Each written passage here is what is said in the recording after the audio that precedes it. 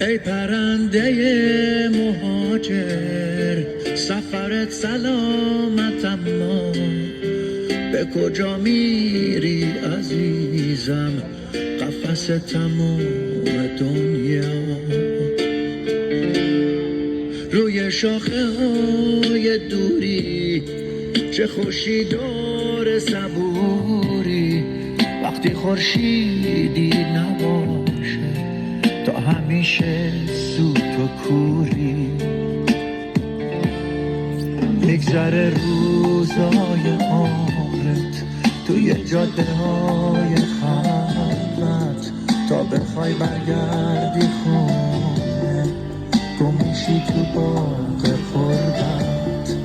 واسه ما فرقی نداره هر جا باشیم، شب نشینیم دلخوشیم.